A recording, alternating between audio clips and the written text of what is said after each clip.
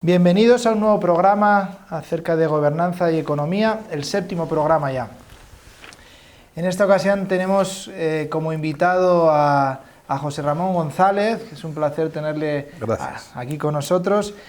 En la ocasión anterior tuvimos a Emilio Muñoz Ruiz, con quien pudimos hablar de la relación entre la evolución, la economía y la ética, y en esta ocasión vamos a centrarnos en tres temas relacionados con nuestra búsqueda de nuevos modelos de organización social, que son la visión de los objetivos relacionados con el desarrollo, pero anclándolo en la experiencia de José en el mundo de la cooperación internacional y más en particular en la plataforma denominada Carta contra el Hambre. Joserra, bienvenido. Buenos días. Muy buenas. Si quieres contarnos algo sobre ti, porque yo he hecho la introducción, pero es mejor siempre que la persona se pueda presentar ante la audiencia. Me pones en un compromiso, porque a mí no me gusta hablar bien de mí. No, vamos a ver, un perfil sencillito. Soy asturiano, llevo 12 años en Madrid, viví mucho tiempo en el País Vasco, estoy jubilado, estudié sociología y viajé mucho por el mundo en trabajos de cooperación a los que dediqué unos 20-25 años. Y bueno, pues ahora estoy dedicado, aprovechando la jubilación, pues a muchas cosas que iban atrasándose con el paso del tiempo, como es dedicarse a los estudios que a mí me interesan, un poquito a la investigación, y luego pues estoy en la Carta contra el Hambre y con mi revista, que ¿se puede hacer propaganda de la revista? Claro, hombre, puedes presentarla, aquí está la gente seguro que deseosa de poder ver. La revista Esbozos, que es un poquito a lo que me dedico yo ahora. Es una de las actividades, no vamos a aprovechar mucha cámara. Bueno, suficiente, ¿no? Si hay algo más que se quiera saber, pues a disposición. Muy bien. Tengo una hija que vive en Grecia y ya que estamos presentándonos, mañana marcho a Grecia a ver a mi hija. Bueno, pues le enviamos saludos desde aquí, después esperamos que pueda seguir nuestro programa. Sí, sí. Joserra tenía una empresa, ¿no? Una empresa que se dedicaba a hacer estudios de impacto de proyectos de desarrollo y trabajaste para algunos gobiernos, para la Agencia Española Hombre, de no sé Cooperación. si te refieres a alguna de las empresas fracasadas. Bueno. No, saber, no. Sí, quizá sí, tuve alguna empresa, fui empresario incluso, dos además. Pero donde creo a lo que te refieres es a la asociación Red de Investigación y Observatorio de la Solidaridad, que eso hicimos hace 8 o 9 años, que es una red de profesionales y sin ánimo de lucro, y es en lo que me quedo, porque bueno, el tema empresarial ya se acabó con la jubilación, lógicamente, y es en lo que me quedo, es en la red en RIOS lo llamamos, que es un nombre, un acrónimo bonito, Red de Investigación y Observatorio de la Solidaridad. Hacemos la revista, por ejemplo, ahora hemos hecho un seminario a lo largo del año, el año pasado, 2016, y de ese seminario, que lo hicimos también con gente que tú conoces, como es la revista Éxodo, pues estamos a punto de publicar un tema que nos publica Icaria, ya seguimos con comerciales, que se llama Llamamiento por un proceso constituyente. Y bueno, no ha salido todavía, pero está a punto de salir. Son cosas a las que también me he dedicado. La Carta contra el Hambre, el foro de Carabanchel, de vecinos de Carabanchel, esas cosas.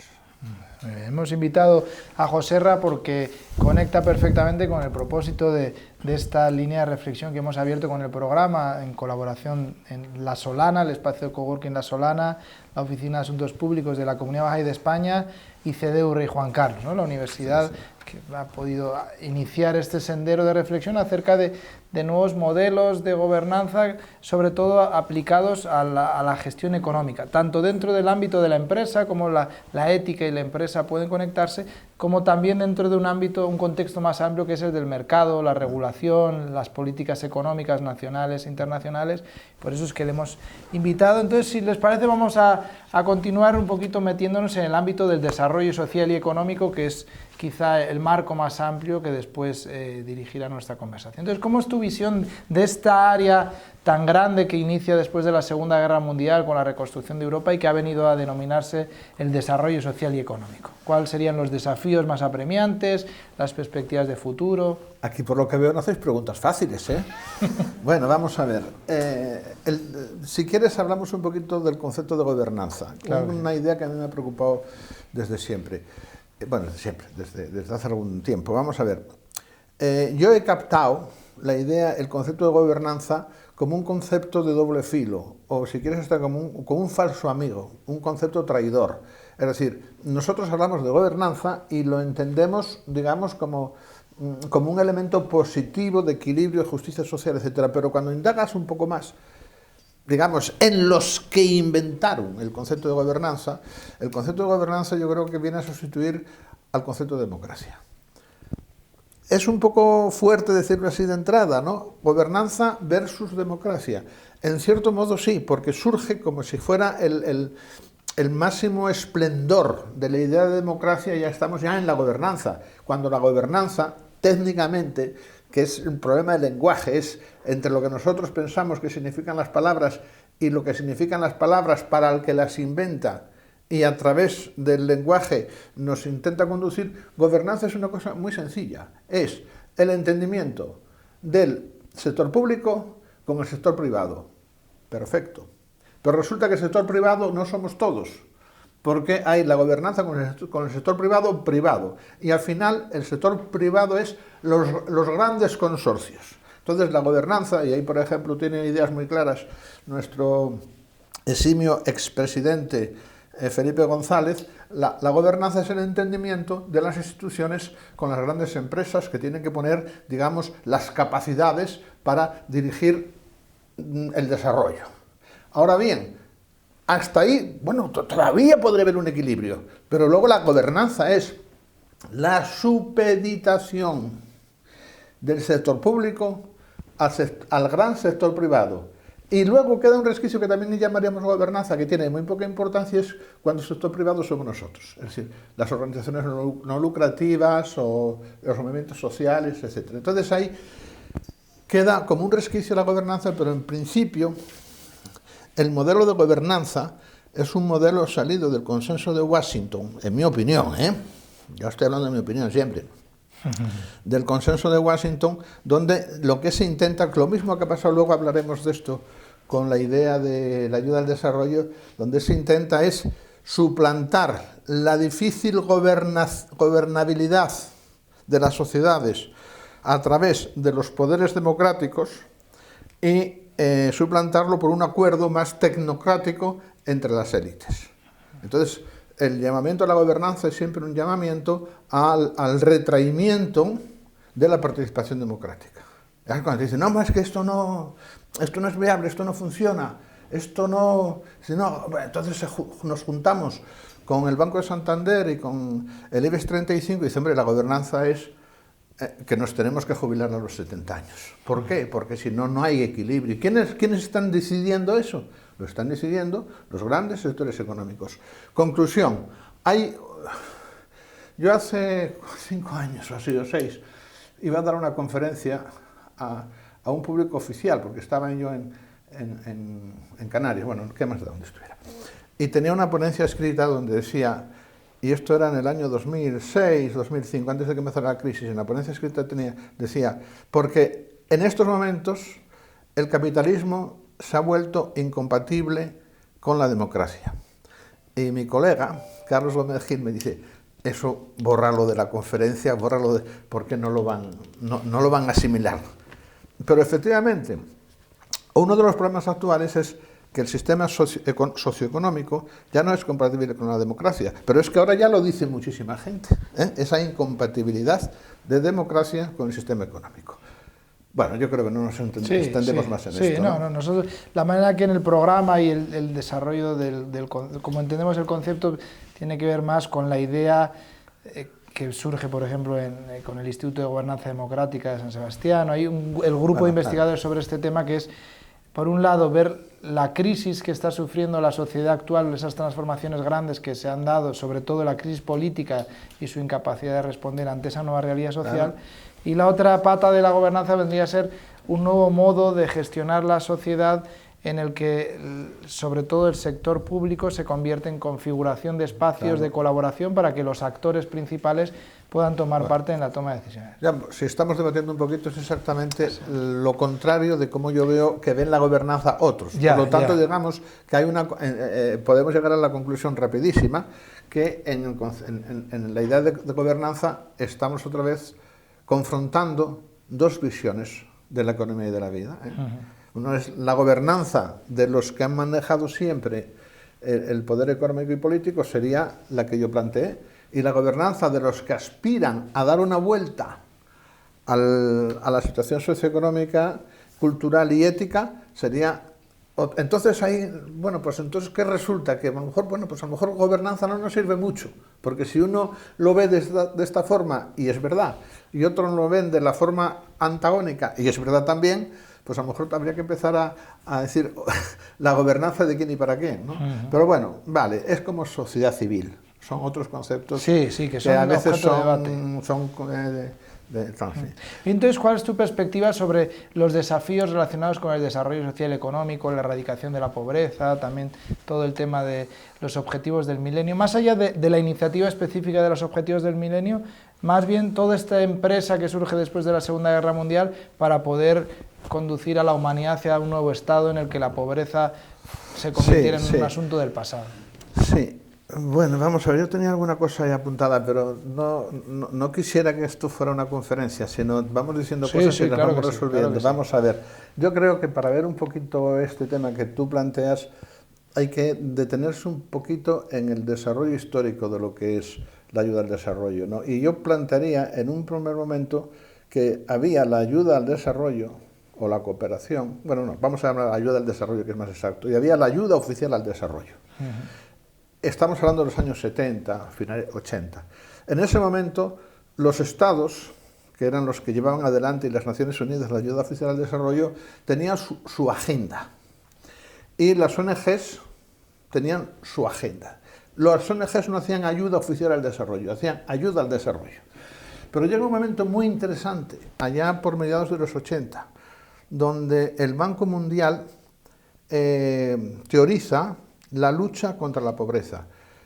Cuando yo trabajé 20 o 25 años en tema de cooperación, y la verdad es que tardé mucho tiempo en enterarme de lo que estaba pasando, y tardé mucho tiempo en saber que la lucha contra la pobreza no era un concepto de las ONGs, sino que era un concepto del Banco Mundial. Y el Banco Mundial acuña la expresión de lucha contra la pobreza en un momento en que había considerado que debería aliarse con las ONGs, porque las ONGs tenían, desde el punto de vista del equilibrio del desarrollo de aquellos años 80, tengamos en cuenta que es el despegue del neoliberalismo. Cuando cae el comunismo. Sí, exactamente, también, cuando el muro de Berlín, etc. Entonces, en ese momento casi de euforia del neoliberalismo, entonces yo lo llamaría como la intención de crear un ministerio de la pobreza, un ministerio mundial de la pobreza. Y ese ministerio mundial de la pobreza se encarga al mundo de las ONGs, y hay que captar las ONGs. Yo quisiera hacer un pequeño inciso, y es distinguir de lo que es una crítica sistémica, una crítica al sistema de la ayuda oficial al desarrollo y de todo su entramado, de una evaluación de las cosas que se están haciendo dentro de ese sistema, que es distinto. Es decir, de una crítica al sistema no se deriva una demonización de todo lo que se haga dentro.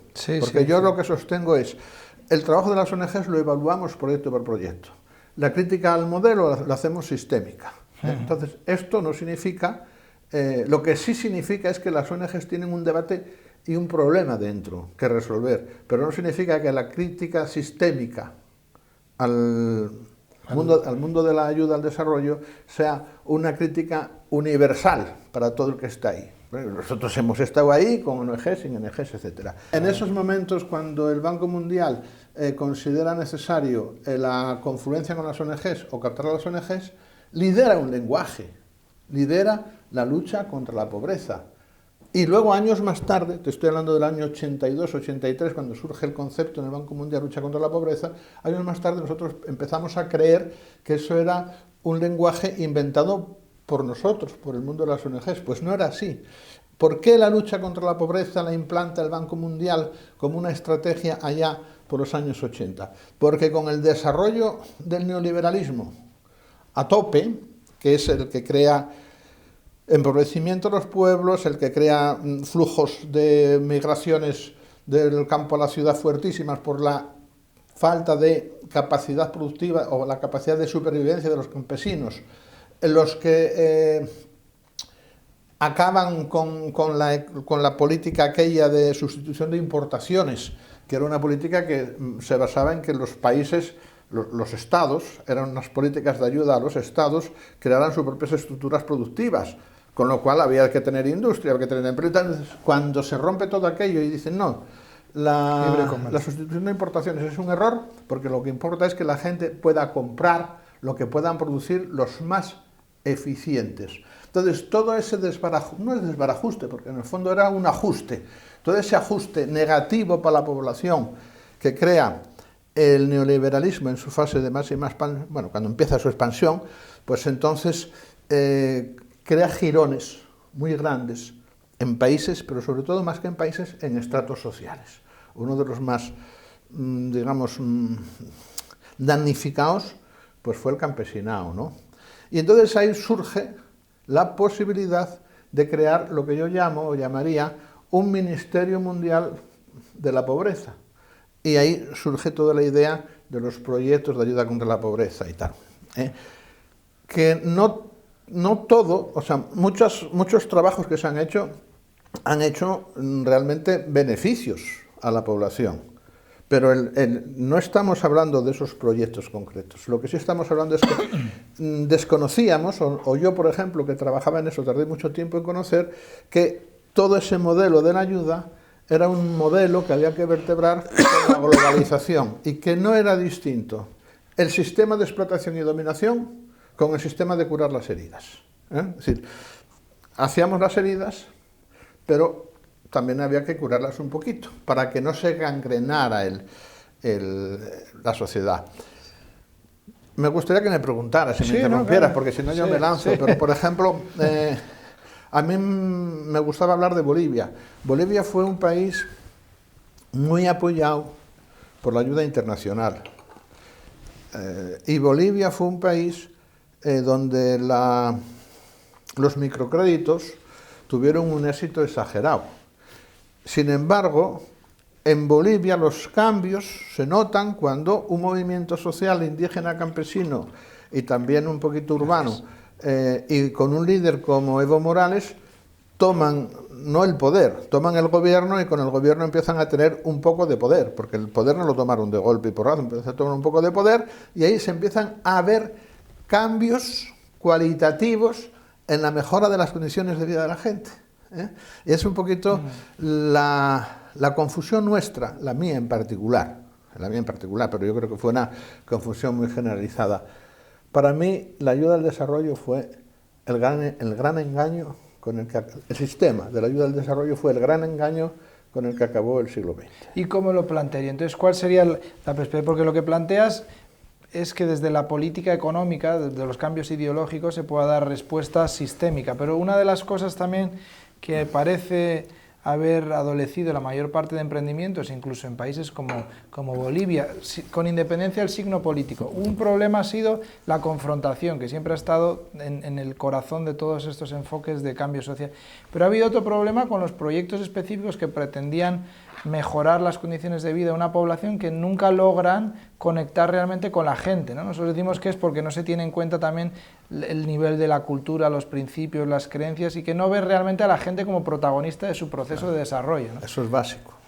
Eso es básico. Y entonces, ¿qué a nivel de programas, ya no solamente de política, qué tipo de programas te parece que han sido más exitosos? Ese tema que tú has tocado me parece muy interesante porque plantea una duda, además es una duda, así vamos a hacer un poco pedante, epistemológica, porque es sobre la posibilidad del conocimiento de las realidades que tienen tantas similitudes por un lado, pero por otro lado están tan separadas, ¿no? Y hay un problema ahí del conocimiento. Si vas programas por programas, yo fui evaluador, entonces es muy fácil determinar qué programa fracasa y qué programa sale bien y por qué. Programa por programa o proyecto por proyecto, mejor programa. Entonces ahí yo diría que si un proyecto, vamos a ver, la teoría dice, el enfoque del marcológico, que es lo que hemos estudiado y nos han vendido como si fuera la gran la gran solución a todo. Usted aplica el enfoque del marco lógico y ya está. Bueno. Es una forma de diseñar proyectos, ¿no? Diseñar, gestionar, evaluar, ese es el marco lógico. Que además el marco lógico es una metodología. Y esa metodología se aplica bien o se aplica mal, pero también depende de un contexto. Es decir, no es una metodología que sirva en todas las circunstancias. Aquí llega un momento dado, con el PP en el gobierno y dirigiendo la política de cooperación, que dijo: marco lógico, si lo hacemos con el marco lógico todo irá bien. Y no era tan verdad, porque el marco lógico unas veces sirve, otras veces no sirve, pero sobre todo los métodos, cuando se burocratizan y anquilosan, ya no sirven para nada. Entonces, como se hacía todo, digamos, como muy amarrados en el marco lógico, el marco lógico tenía un discurso, bueno, más o menos aceptable, pero que se aplicaba de una forma totalmente burocratizada. Es decir, con la participación de los interesados. Y entonces lo que había que poner era un certificado, una firma de que los interesados estaban de acuerdo. Bueno, pero ¿hasta qué punto eso había surgido de los interesados? Una anécdota que es muy clara. Estaba yo... Estoy hablando como demasiado... No, muy bien, muy bien. Estaba yo, entonces... El programa pretende que podamos abordar con profundidad estos temas que normalmente se tratan por la superficie, saltando de un lugar a otro, ¿no? Entonces estamos intentando... Sí, bueno, yo estoy también saltando de un lugar a otro, entonces intentaré... Bueno, iba a contar una anécdota de la que fui testigo presencial. Estaba en Guatemala y tenía que ir a hacer un trabajo que además era con los municipios, que a mí siempre me gustó mucho hacer cooperación con los municipios, porque estás trabajando también con un poder, ¿no? Un poder democrático, porque, bueno, siempre que trabajé con municipios eran municipios elegidos, porque ya eran momentos en que ya se habían ido democratizando, y estaba en Guatemala trabajando con los municipios en un proyecto que yo estaba evaluando, si no me equivoco, y que era de la Agencia Española de Cooperación, y de, bueno, pero era otra cosa. Yo estaba allí y de repente coincido con una reunión había alcaldes, dirigentes campesinos, mujeres lideresas de comunidades, en fin, igual 70, 80 personas o más. A la puerta había 4 Land Rover de estos bueno, Land Rover no, o sea, potentes, Ford de doble tracción y tal, y se habían salido por allí, pues el equipo de consultores. Yo era consultor también. Tengo que decir que había llegado una motocicleta que el pueblo. Y entonces llegaron los consultores de la Unión Europea. Una reunión inmensa. Y en esa reunión inmensa de los consultores de la Unión Europea estaban hablando de cómo tenían que organizarse en los municipios para que llegara la ayuda de la Unión Europea. Y entonces necesitaba 18 comisiones. La de la mujer, la del deporte, la de tal, la de cual. Entonces estaba intentando decirles a aquellos que se tenían que organizar de aquella manera para que ellos tuvieran la interlocución que la Unión Europea quería para poner en marcha un gran programa.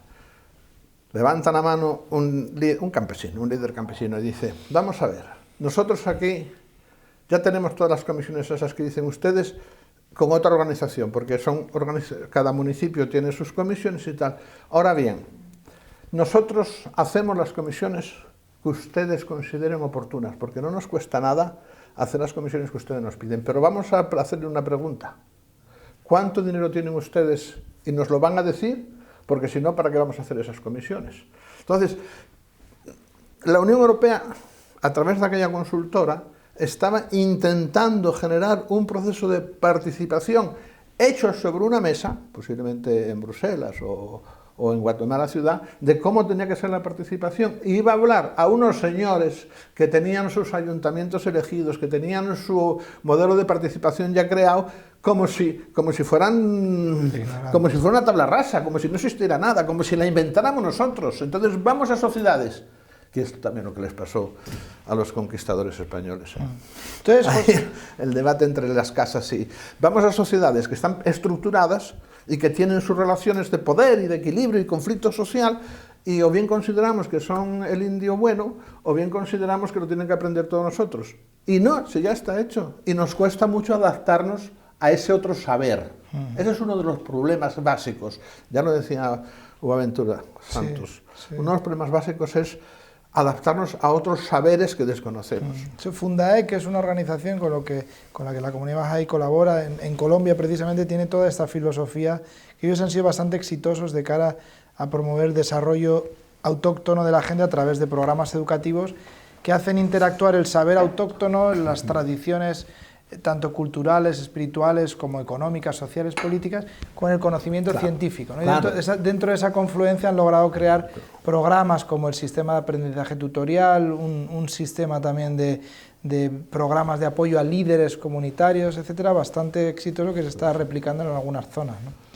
Entonces, en términos de programas específicos que pasaron por vuestras manos, porque evaluasteis seguramente centenas de programas, bueno, ¿cuáles dirías que eran algunos que mostraron que realmente una población logró avanzar en su sendero de desarrollo de manera, además, que pudiese dar luz al resto del mundo? Porque una de las premisas desde las que partimos es que nuestro modelo de desarrollo en Occidente está colapsando el medio ambiente, está generando desigualdades, entonces no es replicable como se pensaba antes, ¿no? Entonces, ¿qué programa crees tú de lo que te llegó a tus manos? Que es, bueno, yo habré evaluado no centenares, a centenares habré leído, pero evaluar, pues habré evaluado 40 o 50 programas, que, bueno, no son pocos, porque la evaluación es realmente reciente.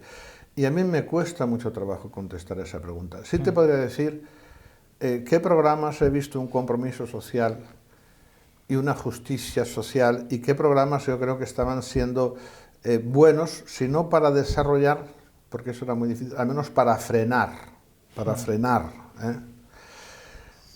A mí me gustó mucho un programa sencillísimo que vi en Brasil, que era un programa llevado directamente por la Iglesia Católica, que era además un programa al frente del cual había sido su mentor, don Pedro Casaldálega, que es un obispo emérito que fue propuesto para premio Nobel y tal. Bueno, pues teníamos muy buena imagen de aquel señor, al que tuve la suerte de conocer, y yo estaba evaluando ese programa y me di cuenta de una cosa, es decir, aquel programa no se podía evaluar por la llegada y salida de fondos, solo se podía evaluar de una manera, por la implicación que aquella gente, que eran religiosos, tenían ya con aquella sociedad, era en Mato Grosso, de la que formaban ya parte como uno más, y de cómo ya no había diferencia entre un misionero español que había caído allí hacía muchos años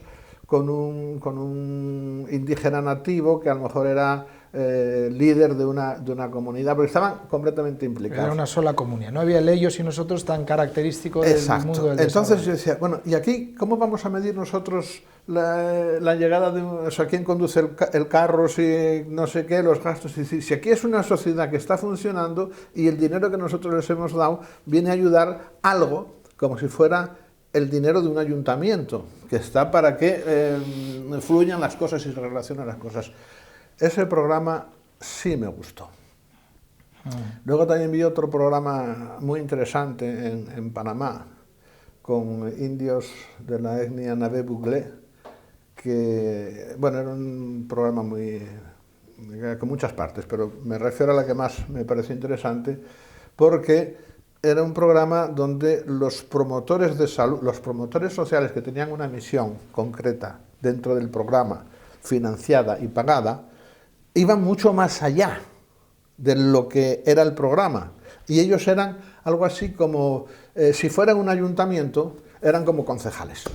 Entonces hacían una función muy amplia, que a veces dices, ¿y esto cómo lo justifican? Vosotros, yo les decía, vosotros decid lo que hacéis, que es mucho más importante lo que hacéis que lo que os encarga el programa. Entonces, ese programa era muy interesante precisamente porque los promotores que estaban pagados por el programa salían de la propia comunidad y además tenían un compromiso con una comunidad que iba más allá de ser un funcionario del programa o un asalariado del programa.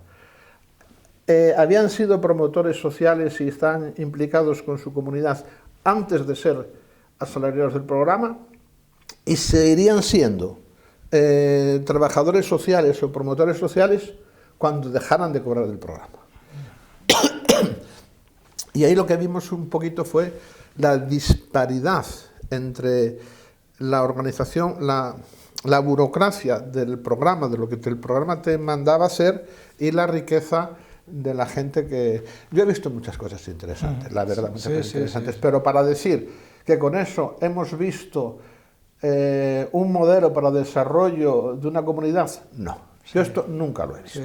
Lo que he visto es cosas muy interesantes de compromiso social, de frenar procesos negativos, de lucha por la igualdad. Mucho enfoque de género, sin hablar de enfoque de género. Había mucho enfoque de género sin hablar de enfoque de género, porque sí hay las fuerzas de las mujeres. Bueno. Y una de las cosas que más me decepcionó fue el tema de los microcréditos. Ya eso hemos hablado alguna vez. Sigue.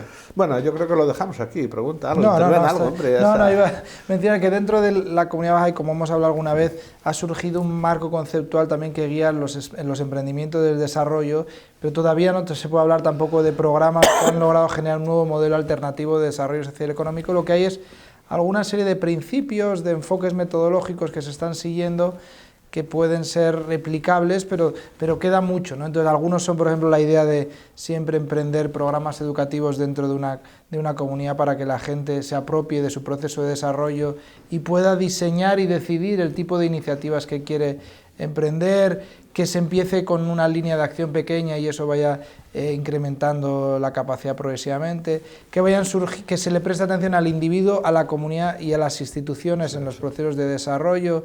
La idea de integrar mayores niveles de complejidad a medida que cada vez se va volviendo la comunidad más grande y la capacidad mayor. Hay una serie de el poder equilibrar los aspectos materiales y espirituales de los procesos de desarrollo, porque lo que hemos visto nosotros en la experiencia también con bancos, no ha surgido los microcréditos, sino ha surgido un modelo de bancos comunitarios, que también conoce, es otra cosa, y allá, pero una de las cosas que se vio es que incluso el banco comunitario, que es mucho más cercano y pertenece a la gente que lo inicia, necesitas fortalecer principios espirituales como la honestidad, la reciprocidad previamente, y si no se tienen en cuenta, luego surgen problemas, porque cuando hay prosperidad económica empieza a haber allá dificultades. Entonces esos son algunos elementos y hay algunos programas específicos que están surgiendo, como el que te mencioné, el sistema de aprendizaje tutorial, que en Honduras ya tiene 10.000 estudiantes reconocidos por el gobierno, que integra además áreas científicas, son 6 años. Pero bueno, es un sendero largo el que queda, ¿no? yo, por ejemplo, con todo lo que dices, formaría parte del ideario que nosotros hemos estado defendiendo también en materia de cooperación, salvo en una cosa. Es decir, creo que buscar modelos es un empeño inútil. Pienso que no hay modelos. Entonces, de lo que tú dices, yo me quedaría con lo siguiente. Aparte de que ese proyecto que hablas de tutoría es un poco distinto de lo que venimos hablando, ¿no? Yo me quedaría con lo siguiente: acompañamiento, aprendizaje y a ver qué se puede hacer. Y crear capacidad. Claro, que esto, por ejemplo, no se puede hacer con fondos de la ayuda internacional que te exigen una planificación, saber lo que tienes que hacer desde el principio. Y dices, no, yo vengo aquí sin saber lo que tengo que hacer. Y en la medida en que vaya aprendiendo, acompañando a esta gente, puedo saber que hay unos recursos de los que dispongo que los puedo transferir. Pero claro, si esos recursos no dispones de ellos, porque antes de disponer de ellos ya tienes que saber lo que tienes que hacer, es esta que se come la cola, la pescadilla que se come la cola. Entonces, como no hay libertad para el manejo de fondos, porque el propio sistema te obliga a trabajar como si fueras, pues no sé, como el proceso de planificación de una obra comunitaria o de una traída de agua. Y dices, oiga, es que yo no sé si vamos a necesitar una traída de agua o no. Y dice, no hay proyecto. Usted me dice de entrada lo que hay o no hay proyecto. Y cuando tú lo que no tienes es proyecto, cuando tú lo que tienes es una disposición política, incluso entrando en tu lenguaje espiritual, hacia un tema, y el proyecto al final es el resultado de una forma de estar con ellos en el mundo, de una forma de ver la sociedad, de una forma de aprender. Cuando ese es el proyecto, eso nadie lo paga. Así es. Es el problema también que hay con los proyectos de derechos humanos. Ahora, digamos, habría otros principios en juego. Por ejemplo, esta dicotomía ellos-nosotros, también parece que es artificial, porque quien es protagonista del proceso de desarrollo debe ser un colectivo. El apoyo externo quizá pueda haber pues en elementos de cómo introducir ciencia, etcétera, pero incluso los fondos. Una de las cosas que nosotros hemos aprendido es que los proyectos deben surgir de la localidad, que idear un proyecto fuera de la localidad y llevarlo, lo que hace normalmente es entorpecer, salvo que sea un programa educativo que lo que hace es potenciar a la gente para poder tener más capacidad, entorpece. Incluso la inyección de fondos, una de las cosas que hemos visto es que Uno de los primeros pasos dentro de un grupo que quiere hacerse protagonista de su proceso de desarrollo es explorar los fondos locales que existen para hacer, porque si no se genera, bueno, ya lo has conocido, todas estas relaciones de dependencia, de pasividad, etcétera, que han hecho tanto daño, ¿no? Con buenas intenciones. Yo quisiera hacer un comentario que tiene que ver esto de los fondos. Nosotros hemos hecho un trabajo de crítica a la cooperación desde hace tiempo, tenemos aquí del año 2011 un tema muy interesante que fue, no me acuerdo cómo se llamaba, pero era un manifiesto por otra ayuda al desarrollo, que conseguimos más de 100 firmas. Cuando teníamos las 100 firmas pues ya lo dejamos, pero lo tenemos publicado y tal. Y nosotros, nuestra gente de Ríos, acaba de publicar o trabajar en dos cosas muy interesantes. Una, un análisis de los microcréditos, Carlos Gómez Gil, llama la atención algunas cosas ahí, y otro, un estudio de la ayuda humanitaria que hizo Ricardo Solé, que entre otras cosas fue pues un, digamos, alto cargo de ECO y de la Organización Mundial de la Salud. Bueno, al hilo de lo que tú cuentas, yo tenía aquí subrayado una idea, la siguiente idea, a ver si la encuentro rapidísimamente. ¿Eso qué es, Joserra? ¿Te has traído tus apuntes? No, esto es un artículo que le vamos a publicar el mes que viene. Ajá. Sobre la ayuda humanitaria. Y esto es... Mira, cuando tú decías un poquito de ver el tema ese de no profesionalizar la igualdad y tal, la ayuda humanitaria ahora en el mundo, el sistema humanitario emplea a más de 450.000 personas, de las cuales 410.000 son trabajadores locales de los países en conflicto y el resto personal internacional. Esto es de una potencia terrible, porque estamos hablando de 420.000, 10.000 trabajadores locales. Pero esto ha creado una distorsión en el mercado, porque la ayuda humanitaria, venga por la mano de quien venga, trae mucho dinero y tiene que pagar fuertes costos para los logistas. Y cuando tienes en el mercado que tú estás haciendo ayuda humanitaria y tienes que tener a los mejores recursos que van a cobrar en ayuda humanitaria $1.200, $1.300, mientras que en su trabajo normal a lo mejor lo pasaban de 500, está diciendo, algo está pasando aquí. Entonces resulta que incluso la ayuda humanitaria, aunque contrate personal local, entra también como un elefante en una cacharrería. Este informe, tú lo tendrás cuando esté publicado. Es fabuloso porque son 20 años de experiencia en esto. Y luego tenemos otro tema que a mí me gustaría señalar, que es el tema de los microcréditos. Como los grandes temas hoy que mueven más dinero son microcréditos y ayuda humanitaria. Y mueve tanto dinero que esos dos grandes temas crean sus propios mercados. Y esos propios mercados escapan a la lógica de su objetivo y entra en otra lógica. Que es el de persistir por sí solo, por sí mismo, volverse un fin en sí mismo. La lógica del mercado. Entonces, otra de las cosas, analizando el microcrédito que señalaba Carlos, que a mí me gustaría de alguna forma recordar, que no se sabe, esto no se conoce mucho, aunque yo tengo una experiencia muy directa en los microcréditos. Los microcréditos se han convertido en una industria microfinanciera. Y tan es así, tan industria microfinanciera es que incluso alguno ha salido a bolsa. Y es muy interesante saber quiénes han invertido en microcréditos, que todo el mundo sabe lo que son los microcréditos, cantidades muy pequeñas, 40, 50, $100, a muy corto plazo para que la gente tenga alguna actividad. Y cómo con esas cantidades tan pequeñas... Que son carísimas, por cierto, porque para que poder mantenerse necesitas pagar unos intereses altísimos. Claro, porque, es por un problema de escala. Si tú vas a dar un crédito de 100 euros a un señor, vas a tener un movimiento de papel semejante al que si le dieras 1.000. El movimiento de papel, los salarios que tú tienes que pagar por dar un crédito de 100 euros, es semejante al que tienes que pagar por dar un crédito de 1.000. Es decir, siempre vas a tener alguien que va a mover un papel, una póliza, lo que sea, y cuesta prácticamente lo mismo dar 100 que dar 1.000. Por lo tanto, cuando tienes que pagar eso a costa de pequeñísimos créditos de 100 euros, entonces nos encontramos que los microcréditos pueden llegar. Cuando hablamos de microcréditos, hay que decirlo de una forma muy clara, hablamos de un sistema microfinanciero oficializado. No hablamos de cualquier forma de mover dinero en las comunidades, no. Hablamos de unos bancos nuevos que se llaman microfinanzas, que están oficializándose. Algunos se han pasado de sociedades sin ánimo de lucro a entidades comerciales y que han venido a sustituir lo que es la banca para los pobres.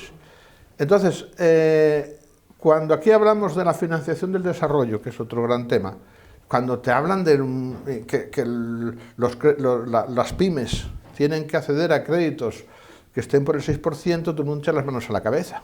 Pero 6%. Entonces hay que hacer unas políticas para que las pymes, los pequeños profesionales, los albañiles, puedan tener, hombre, a ver si están en el 4, el 4,5, porque a partir de ahí parece que todo lo que recibes ya no te capitaliza, sino que te desangra, ¿no? Esto, digamos, para la gente de clase media, para nosotros. A ti te dan un crédito al 15% para montar un negocio, olvídate, porque te han arruinado. Sí. Si no te dan un crédito al 4%, no puedes funcionar. Esto para nosotros, que somos medianamente ricos, aunque seamos humildes en nuestra riqueza, pero vamos, vivimos en un país rico. Si vas, por ejemplo, a una sociedad rural, con un campesino pobre que tiene que comprar o invertir en la siembra, en la semilla, y le das créditos al 40%. Eso anula cualquier posibilidad de desarrollo. Y esto fue muy engañoso, porque cuando se vendían los microcréditos, se decía crédito al 2,5%. Asterisco, mirabas abajo, mensual. Claro, mensual. Y esto nadie lo leía. Llegaba un proyecto de microcréditos que es que no lo sabía ni el promotor, ni la ONG que iba a conseguir ese, ni el que lo promovía sabía que el crédito 2,5% y tal, qué bajo, mejor. No, mensual. Eso el normal, el normal. Luego han llegado hasta el 40%. Y el más barato no baja del 18 o el 19%. ¿Por qué? Porque es imposible hacer un negocio de esas características con un interés del 4%, porque entonces perderían dinero. Y claro, no lo hicieron para perder. Y el que no lo hicieron para perder es la nota que os quería leer. Vas a ver quiénes son los que están detrás de la industria de microcréditos que mencionan. Entonces, por cierto, 2,5% al mes es un 30% aproximadamente de interés, ¿no? El que se paga. Por eso digo que el mejor en el 20%. Y digamos que ya es un crédito, donde ya la propia entidad se esfuerza por darlo lo más económicamente posible. Estas gafas me van a acabar cogiendo la nariz. Entonces, bueno, ahora. Sí. Vamos a ver. ¿Quiénes invirtieron en microcréditos? Microcréditos. Pero hay que tener en cuenta que si hay 100 millones de gente que adquiera un microcrédito de 100 euros, hay mucho dinero ahí, Morgan Stanley, JP Morgan, BNP Paribas, Crédit Agricole o Quantum Fund, que no sé qué. La Quantum Fund es la organización de George Soros. Estos invirtieron en el primer microcrédito que salió a bolsa. Entonces, y estamos hablando, viene aquí el premio Nobel de la Paz, el premio Nobel de los microcréditos o de la paz, el Yunus. Entonces se nos llena la boca con los microcréditos. Los microcréditos han sido una forma de penetración y de bancarización de la economía de los pobres, porque como decía un amigo mío, no sé si me está, como dicen en la televisión, si me estás oyendo, no creo. ¿Cómo se llama? Diga el Juan nombre, Carlos García Cebolla. Es un Le saludamos desde aquí. Él trabaja en la FAO y me decían, Joserra, mira, de los pobres, el pobre es como el cerdo, se aprovecha todo. Los que sois de campo, si alguno es de campo, sabe que el cerdo tiene la fama de que todo, hasta las pezuñas, se aprovecha todo. Entonces, del pobre se aprovecha todo. Es más, ¿quiénes pagan más por el agua? Los pobres. ¿Quiénes pagan más por los créditos? Los pobres. ¿Quiénes trabajan más barato? Los pobres. Entonces resulta que dices, hombre, la lucha contra la pobreza, con los pobres que tenemos en el mundo tenemos un chollo, Lo que pasa es que llega un momento en que si se hace demasiado grande la bolsa de pobreza, empiezas a tener una amenaza sistémica. Joserra, vaya rollo que me he marcado. No, muy bueno. Nuestra intención al inicio del programa era que pudiéramos conversar también sobre la carta contra el hambre, bien, sí. pero esto se ha hecho muy enriquecedor. Entonces, pues si te parece, lo que podemos hacer es, ahora en los 5 minutos 10 que nos quedan, antes de dar la palabra al público, podemos conversar un poquito sobre la carta contra el hambre, pero tenemos una deuda. Pues en otro programa posterior, quizá el año próximo, podemos abordar específicamente la carta contra el hambre para poder hacerlo con más detenimiento. Pero en este tiempo final, si quieres, haznos una pequeña introducción acerca de la naturaleza de la plataforma, sus objetivos, cómo surgió, algunas de las acciones que están en marcha. Bueno, la carta contra el hambre surgió poco a poco, surgió en Carabanchel, a mí siempre me gusta decirlo, en un grupo que llamábamos Comisión de Servicios Públicos de Carabanchel, cuando por el 2000, vamos a ver, llevamos ya 7 años repartiendo alimentos a la gente, 7 años repartiendo alimentos, eso ya se ha hecho crónico, pero digamos que empezar a verlo, empezar a tener una visibilidad, cuando ya la cola sale de la sacristía y llega a la calle, es cuando lo ves. Cuando la cola son de 10 o 12 personas, pues no la ves, pero cuando la cola es de 20, 25, entonces es cuando se notan las colas. Esto fue allá por el 2012, cuando se empezó a notar la cola. Y nosotros nos preocupamos en Carabanchel de lo que estaba pasando. Dijimos, bueno, pues ¿quiénes están repartiendo alimentos? Las iglesias, las cáritas de cada parroquia. Bueno, pues fuimos a visitarlas.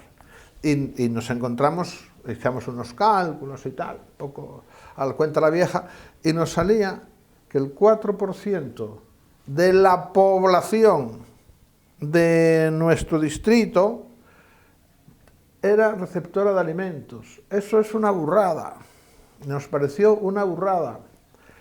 Pero ahora otro compañero nuestro, Carlos Pereda Olarte, que hicieron un trabajo similar, 2 años o 3 más tarde, estoy hablando de esto, empezamos 13, 14, y luego, siguiendo con el tema, cuando vimos esto dijimos, bueno, pues esto no es una cuestión solo, esto hay que tratarlo de una forma más amplia. Empezamos a hablar con las organizaciones, hasta que llegasteis vosotros también, que hace 2 años me parece, ¿no? Y que llevamos nosotros ya 1 año o 2 trabajando, y se fue fortaleciendo, y ahora hay unas 40 organizaciones que forman parte de la plataforma La Carta contra el Hambre, de las cuales algunas son redes, O sea que no sé cuántas en realidad pueden estar involucradas, pero podemos estar hablando de 60, 65 organizaciones, que es una cosa muy bonita porque esa organización, esa plataforma tiene otra particularidad que no sale mucho a la luz. O sea, no es solo que nos manejemos en un objeto social, sino que también nos manejamos en ese objeto social personas de procedencias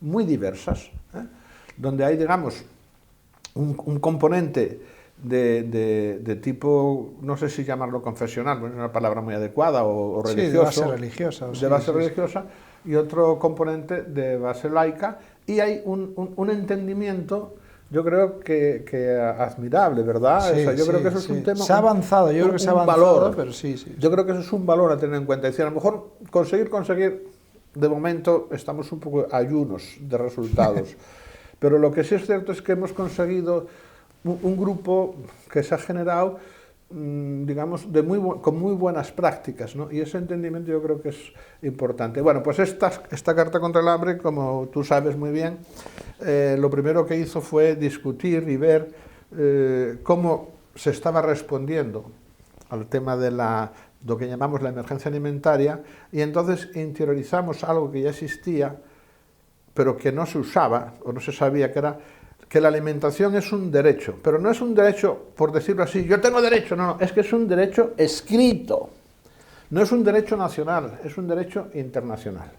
Y el Estado español era firmante de ese derecho. Y entonces nosotros empezamos a ver que lo que no había era nadie que reclamara ese derecho, el derecho a la alimentación. Y entonces empezamos a decir que el derecho a la alimentación había que ponerlo en la agenda política, para que involucrara a las instituciones públicas, empezando por los ayuntamientos. Así empezó nuestro trabajo. Se firmó el Pacto contra el Hambre. Es un acuerdo de todos los partidos políticos de la Comunidad de Madrid, que eso ha sido uno de los... Sí. Yo creo que la unidad que brota del grupo también se manifiesta en la forma en la que se trabaja con diferentes grupos. Sí. Bueno, pero el pacto, sabes que fue muy electoral, no porque nosotros lo hiciéramos electoral, sino porque los que lo firmaron tenían prisa en aquellos momentos de decir, yo no me quedo sin firmar. Tuvo poco recorrido ese pacto, aunque sigue vigente, y ahora lo que estamos es impulsando lo que creemos que puede ser un paso definitivo, que es una iniciativa legislativa municipal ante la Asamblea de Madrid. ¿Esto qué significaría? Significaría que habría más fondos a disposición del reparto de alimentos, habría más iniciativa pública, que unos lo harán bien y otros lo harán mal, pero habría más iniciativa pública en el tema del acceso a los alimentos, de la organización del acceso a los alimentos, de ese 4%. Bueno, antes decía, Carlos Pérez de Olarte, en su distrito, le salió este año el 5%. Y tú sabes que Carlos Pérez de Olarte es un sociólogo muy fino con los datos, no como yo, que yo voy un poquito más con los conceptos, tal, es muy fino con los datos, le salió un 5% de gente en esta situación en su distrito. O sea, el número es una barbaridad. Sí. De hecho, lo que hizo, porque la Universidad Complutense, a través de la Facultad de Trabajo Social, también emprendieron un estudio un poquito más rudimentario, porque era a través de múltiples estudiantes que podían haber cometido errores en la recogida de datos, pero salía un dato escalofriante, que es aproximadamente 300.000 personas se repetirían, pongamos 150.000, la mitad en toda la Comunidad de Madrid, que es un dato muy alto, ¿no? Sí, el dato que nosotros dimos de gente que estaba recibiendo alimentos en el año 2014, y fue un dato prudente porque nos parecía tan escandalosa la cifra que no nos atrevimos a más, fue 107.000. Por cierto, que fue el dato que recogió Manuela Carmena en alguna exposición que hizo. Y eso, 107.000 eran en el 2014. Entonces ahora fácilmente puede ser 150.000. ¿Por qué? Porque si la crisis retrocede o está en reflujo, lo que no está en reflujo son los afectados por la crisis, porque al acceso a alimentos se llega a medida que se van perdiendo los demás sistemas de apoyo. Es decir, si ahora hay 100.000 parados menos que el año pasado, pero tengo 50.000 parados más que han perdido el subsidio, parados tengo menos, pero personas sin subsidio tengo más. Y entonces, a la medida en que la gente pierde los subsidios, llega a esa situación de tener que recurrir a los alimentos. Por lo tanto, es perfectamente compatible que estuviéramos, vamos a decir, una cifra de 110.000 hace 2 años, ahora tengamos una cifra de 150.000, que antes estábamos en el apogeo de la crisis, ahora estamos en el reflujo de la crisis, es perfectamente compatible. Hay una cosa muy importante, y es que nadie tiene datos fiables. Y la pregunta es, ¿por qué? ¿Por qué? Y estaba en el Pacto contra el Hambre. Primero compromiso, tener unos datos fiables de lo que está pasando en el municipio.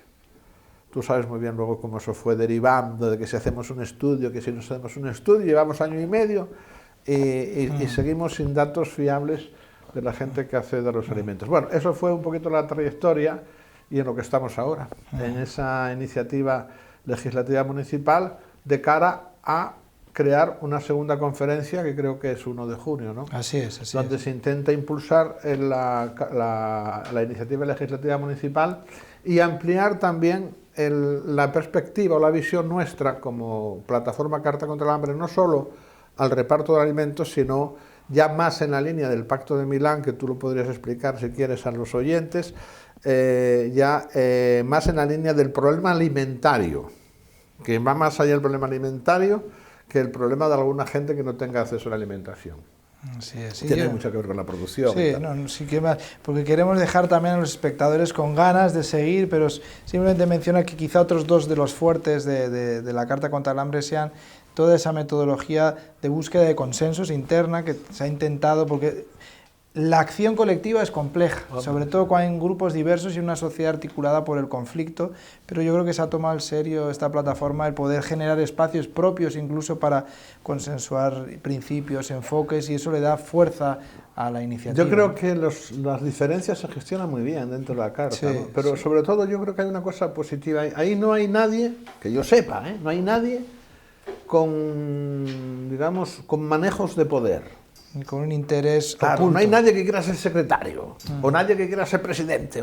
Esto no hay. Por lo tanto, las diferencias se manejan muy bien, porque como nadie es muy transversal, muy... Y el segundo fuerte, que lo has mencionado un poquito relacionado con lo que acabas de señalar, es que a pesar de que se trata de incidir en el problema específico de la distribución de alimentos, todo este bagaje relacionado con el desarrollo social y económico también está presente en la Carta contra el Hambre y muestra que en realidad el objetivo debería ser más amplio, aunque se empieza con esa línea de acción, pero la idea es poder avanzar hacia modelos o formas más sostenibles de vida colectiva, donde la soberanía alimentaria sea un elemento central y pueda incluirse otros elementos, claro, como producción, distribución, sostenibilidad. Mercado de proximidad y todo eso. Efectivamente. Sí. Bueno. Pues muchas gracias. Si te parece, Joserra, este es el momento de darle la palabra al público que está aquí con nosotros. En esta ocasión tenemos gente que ha venido de diferentes partes, hasta de Birmingham. Tenemos por aquí una joven que estaba aquí viviendo en Madrid. Así que si alguien tiene alguna pregunta, comentario, este es el espacio, será muy bienvenido.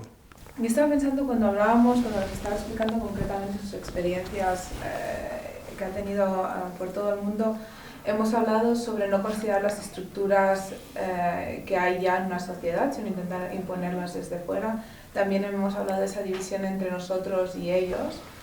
Y estaba pensando en algunas de las cosas que ha mencionado que se han hecho bien, ¿no? Y ha mencionado muy brevemente en que se ha dado mucho enfoque en género y que esto ha resultado positivo. No sé si podría explicar un poco más sobre este aspecto. No, yo quiero decir que uno de los aprendizajes que tuvimos, mira, lo del enfoque de género fue una moda. Y tenía que estar, el enfoque de género tenía que estar en los proyectos porque si no, no te los cualificaban. Entonces, pero aparte de esa moda, enfoque de género, que había que hacer acciones con enfoque de género, lo que había era un enfoque de género natural en la gente que estaba trabajando ya, porque las mujeres tenían una importancia vital en los temas de desarrollo, en los temas de comunitarios. Por ejemplo, yo trabajé en en países que habían pasado conflictos fuertes, Salvador, Guatemala, Nicaragua ya hacía tiempo, pero por ejemplo en El Salvador las mujeres habían tenido un papel importantísimo. ¿Por qué? Porque habían muerto menos mujeres que hombres.